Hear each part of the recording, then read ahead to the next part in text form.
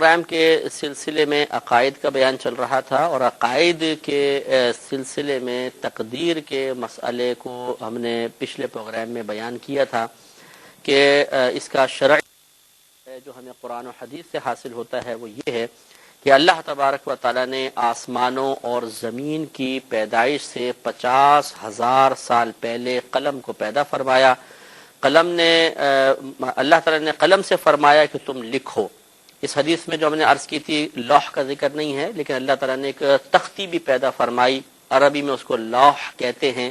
تو قلم نے پوچھا کہ یا رب کریم میں کیا لکھوں، تو اللہ تبارک و تعالیٰ نے ارشاد فرمایا کہ تم مخلوق کی تقدیریں لکھ دے، جو ہو چکا اور جو ہمیشہ تک ہونے والا ہے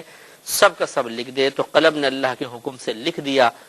اور چونکہ اس تختی میں کبھی تبدیلی نہیں ہوگی اور جس میں تغیر و تبدل نہ ہو وہ محفوظ کہلاتا ہے، تو اس لیے اس کو کہتے ہیں لوح محفوظ۔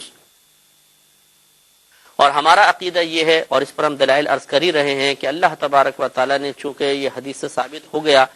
کہ اس میں اللہ تعالیٰ نے جو کچھ ہوا اور جو کچھ آئندہ ہونے والا تھا سب لکھوا دیا، تو اس میں ہر چیز مقرر کر دی گئی ہے۔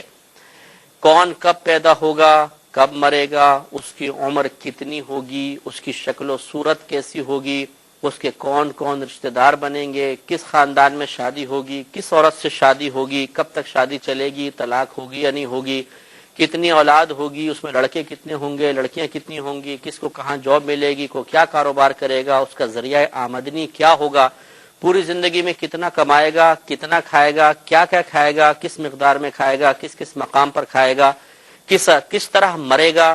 کس وقت پیدا ہوگا، کس مقام پر پیدا ہوگا، کہاں مرے گا، کہاں دفن ہوگا، کفن نصیب ہوگا نہیں ہوگا، اللہ تبارک و تعالی نے سب کچھ لکھوا دیا۔ اس کے ساتھ ساتھ یہ بھی لکھوا دیا گیا کون زنا کرے گا، کون چوری کرے گا، کون جھوٹ بولے گا، کون فراڈ کرے گا، کون حرام کمائے گا، کون حلال کمائے گا اور کتنا کمائے گا، سب کا سب لکھ دیا گیا، اور اس میں کوئی تبدیلی نہیں ہو سکتی۔ ہم نے پہلے آپ کو بتایا کہ اس پہ سوالات بہت سارے بیدار ہوتے ہیں کہ اگر اللہ تبارک و تعالیٰ نے زمین و آسمان کی پیدائش سے 50,000 سال پہلے ہی لکھوا دیا کہ مثلا زید چوری کرے گا، تو اب اللہ کا لکھا ہوا تو ضرور پورا ہوگا، تو زید نے تو چوری کرنی ہے، تو پھر زید کا کیا قصور ہوا، اس کی کیوں گرفت ہوگی، میدان محشر میں اس کے حساب و کتاب کے بعد اگر اللہ ناراض ہوا تو جہنم میں ڈالے جانے کا تصور کیوں پیدا ہوتا ہے، اس پر ہم سب کلام کریں گے۔ اسی طریقے سے جب اللہ تعالیٰ نے لکھوا دیا کہ اس شخص کو اتنا ملے گا، رزق ملے گا، تو ضرور ملے گا، اگر نہیں ملے تو اللہ کا لکھا ہوا غلط،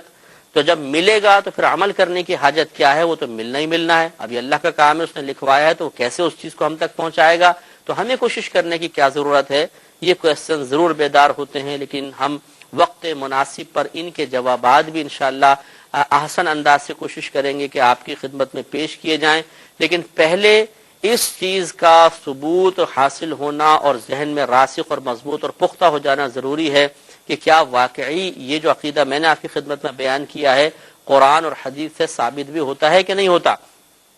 تو دو حدیثیں تو ہم نے عرض کی تھی، اور ہم سورہ قمر کی آیت بیان کر رہے تھے، آیت نمبر 52 اور 53 میں اللہ تبارک و تعالی نے اس کا بیان فرمایا کہ وَكُلُّ شَيْءٍ فَعَلُوهُ فِي الزُّبُرِ، اور ہر وہ شے کہ جس کو یہ لوگ کر رہے ہیں وہ ایک تختی میں ہیں، لوح میں ہیں، وَكُلُّ صَغِيرٍ وَكَبِيرٍ مُسْتَطَرٍ، اور ہر چھوٹی اور بڑی چیز لکھوا دی گئی ہے۔ تو معلوم یہ ہوا ہر چھوٹی بڑی چیز، کوئی چیز اللہ تبارک و تعالیٰ کے علم سے یقیناً باہر نہیں، جب باہر نہیں تو اللہ تعالیٰ نے سب کچھ لکھوا دیا۔ تو جتنی میں نے تفصیل آپ کی خدمت میں عرض کی گویا کہ وہ پہلے لکھوا دیا گیا ہے۔